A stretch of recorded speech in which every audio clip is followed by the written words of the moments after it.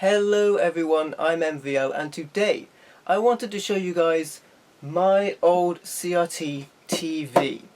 Now I've had this thing forever.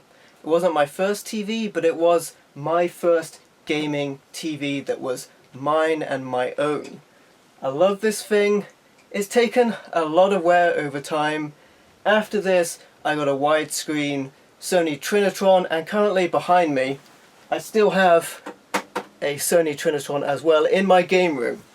But I love this TV, it's got a lot of sentimental value to me, and I want to show you guys it. So first, let's turn it on and see if it still works. Okay, so you press the button to turn it on for the first, and then you have to press the standby button to hopefully get it working, which should turn it on. Now it's a tube TV, so it takes a little while to get on.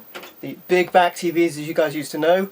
I do have a flat screen these days for the modern stuff, but I still have a CRT because that's the best way to play the old games. Now I have a Nintendo 64 with Yoshi's Story hooked up to this. Let's see if it's going to play. I'm going to switch to the video mode to see if that's going to work. Okay, unfortunately it's not working very well. It has a couple of problems with it. As you can see, the screen is flickering pretty badly. Now the problem it used to have is that the colour would drain to the top of the screen. Now it's just flickering uncontrollably. Unfortunately, it probably has taken a little too much wear to work. I have it going in by composite at the moment. I'll show you the back of the TV in just a moment to show you that. But it used to have the colour drain to the top of the screen. I believe there was also a green line going across the screen. And what I think it is I used to have a VHS player on top of it. Or perhaps I had my guitar amplifier nearby, my Marshall amplifier. And that didn't do justice to it. Any magnetics of any kind can screw up these old TVs, and unfortunately that was the case. Alright, unfortunately the video in for this TV no longer functions, which does break my heart a little. I've got a lot of history with this TV. But let's go over the features and check out what it has available, and I'll explain why I moved away from this TV ultimately as well. First of all, you have the big red power button and the standby button as well. You have program up and down to switch between different channels, volume up and down, and the TV and video switcher. You then have the skip and preset buttons and the fine tune buttons, which are used for the tuning process, which I'll show you later. We also have auto search and full auto search, which are a little easier ways to tune the television. Next you have the V hold, which you can adjust by turning. That adjusts the vertical hold of the television, and the power light is there as well. Now this TV is a tube television, so it is absolutely massive and big backed. It has speakers on either side, which is cool, although it does not have stereo sound. On the back it has the video inputs and outputs, and it has composite video, which is what you're seeing here, which is the yellow, white and red connectors, also known as RCA connectors. Now this TV only accepts mono audio.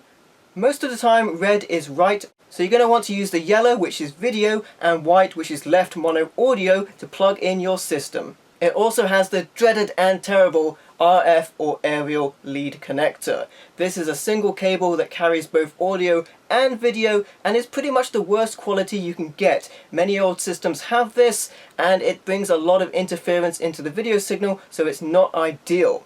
One of the reasons I moved away from this TV to more modern CRT TVs at the time is it couldn't accept the more modern video formats, like SCART. Now SCART is a pin connector that is far superior because it separates all of the different channels. It can also support RGB picture as well if your TV supports RGB. This one of course does not. And it's just a better video format. Many old systems, especially here in the UK, can support this, and you're going to get a much better picture out of your systems. Now of course older flat screens and some modern flat screens still support RGB SCART today, but nothing does it justice like a CRT TV. This TV has been with me a long time. It's got marks from when I used to glue Warhammer figures to the top of it. It's even got a different power plug on the back of it. And that's because when I was making a lot of noise, my father, who lived with us at the time, he took my power lead and he just chopped the end off, so I couldn't play this at all. Which may sound funny, but at the time it was heartbreaking for me. Playing computer games was my one escape from getting bullied at school, so it really took it out of me, and I couldn't play the system again, or any of my systems for that matter, until I got it fixed. Alright, so let's finish this off on a high note. I'm going to see if this thing still works, and I'm going to show you how to tune to a system. Now this is something you used to have to do to tune to the channels at the time, but you could also do that to tune to a video game system through the RF or aerial slot. So with that in mind, I'm going to play some Atari 2600, and I'm going to be a bit kind of crazy here. I'm going to play an Atari system, I'm going to play Mario on my Atari, and I'm going to be doing it with a Sega controller as well. Could I be any more wrong? Well, hopefully all of these wrongs will make a right and this thing will work. So let's get this thing plugged in. I've got my power plug here, which I'm going to plug in to the Atari, and then I have my RF connector here as well, which is also going to go in there. And hopefully this will all work out. Alright, so let's go ahead and plug Mario into the Atari 2600, and assuming one or any of these things works, let's try and tune a picture. So let's have the TV turned on, and we're going to go ahead and turn on the Atari, which I am seeing the power light button, which is a good sign. So hopefully that means that this thing is going to play. The first thing I'm going to want to do is find a channel. I'm just going to go with channel 0 here, and I'm going to try and cheat and use the auto tune. If I'm feeling brave, I can manually tune myself, but it takes absolutely forever, although that does have the best results. So I'm going to try auto tuning, which means I'm going to have to hold down the auto tune button to hopefully get this to work. You have to hold down the button until this bar across the screen gets to its destination.